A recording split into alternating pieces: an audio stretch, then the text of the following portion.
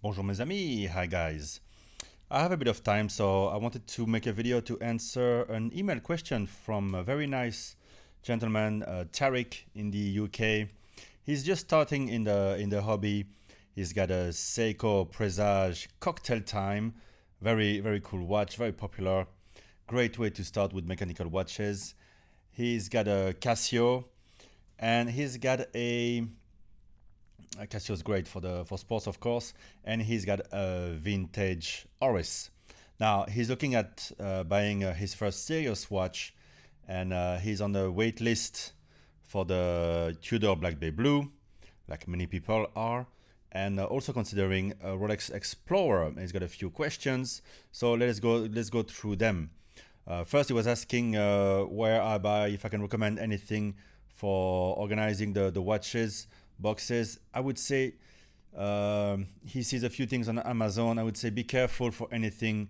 I know most everything is made in China these days, but don't go for the cheap stuff.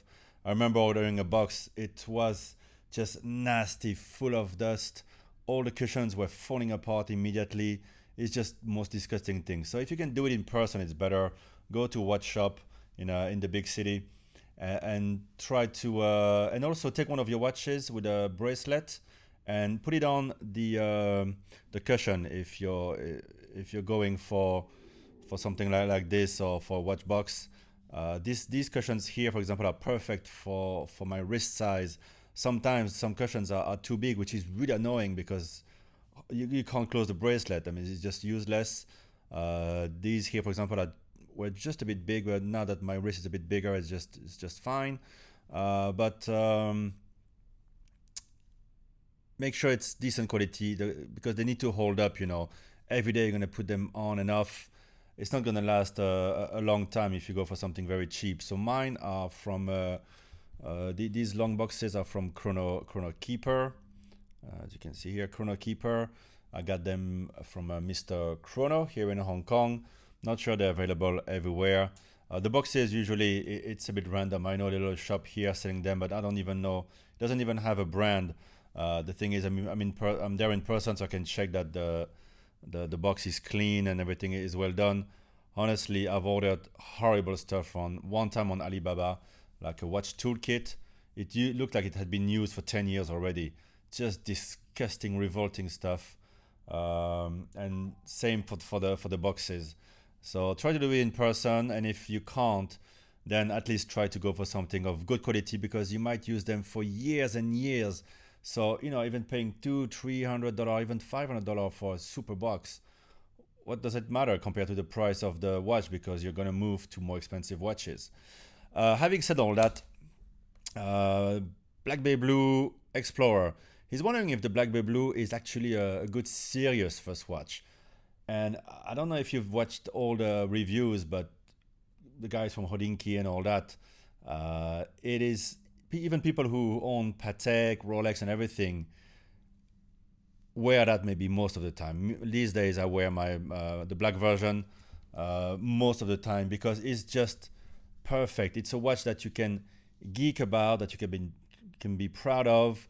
It's a watch that, if you like Rolex, is gonna excite you because of the little bevels, the beautiful shapes. It's got a great movement in it, a serious movement, manufacturer movement, that I'm sure Tudor is going to start selling to other brands as well, and sharing. They're already sharing some movements with Breitling. This is really serious horology inside and out. It's very comfortable bracelet, never pinches you. Very nice slim clasp. So really, Rolex would have been proud to make a watch like this maybe 30 years ago. And these days, they would love maybe to make a watch like this, but they can't anymore, because now everything has to have white gold inside. They have to have glide locks. I mean, everything adds up to quite an expensive price. Also, a different type of steel. The finishing is probably a bit better. But really, this is so usable.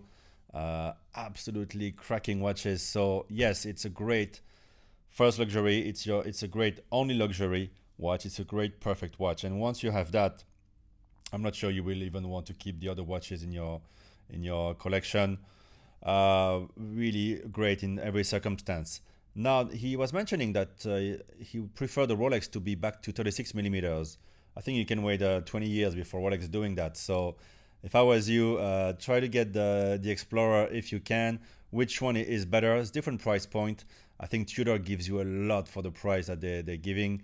I was just interestingly enough watching ID Guy's video about the Explorer. He got one lent to him by a viewer, and it's he's really on the fence about it. And I agree with a couple of things he says. The first time you see it, it's a bit underwhelming, and it takes a while to really for you to understand what it is. There's a whole point of it being a bit sterile and simple.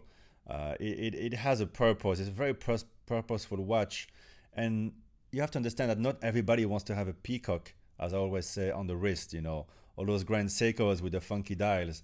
They're beautiful objects, and they're great proofs of craftsmanship. But you really want to have that on your wrist. Some men just want to have a black watch, steel, just beautifully made and solid with a great movement. And I wear this just all the time. And ID Guy mentioned that sometimes he forgot about the watch. That's because it's super comfortable. It's the right sizing. Both are about the same size, 39 millimeter. It wears a bit larger because the lugs are maybe a slightly thicker, barely. Honestly, they wear pretty much the same. And it's watches you can really forget because they do everything that the watch is supposed to do. And they're still on the affordable side of luxury. So you don't have to worry about damaging them all the time. And I've been putting scratches on these watches, and they're all the better for it. You can really make them your own, and forget about the hype, forget about the investment purpose and whatnot. Great watches for life. So Tariq, yeah, if you can get either of these, both are fantastic. You're not missing out if you get the Tudor. You're not missing out if you get the Rolex. Which one do I prefer? I'm very attached to my Rolex here, but as I said, I wear the Tudor a lot as well. The Rolex is just great for every purpose. I tend to baby it a little bit more than the Tudor, and that's all. But what I like is to have the adjustment on the clasp, the Easy Link. I use that a lot at night, and the legibility at night is just wonderful. Neither has a date, which annoys me, but they're more beautiful for it, and you can sort of use the bezel to indicate the date, as I mentioned before. It's a funny little trick that I do sometimes. The bezel is very useful. It replaces a chronograph to time things. So great, different functions available, different practicalities.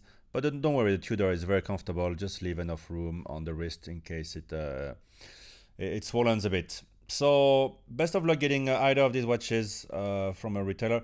Don't go pay premium, of course, on the watches. The premium on the Tudor is still reasonable because the price is reasonable to start with. But I wouldn't pay the premium. I'd just be patient and start a relationship with a Rolex or Tudor 80.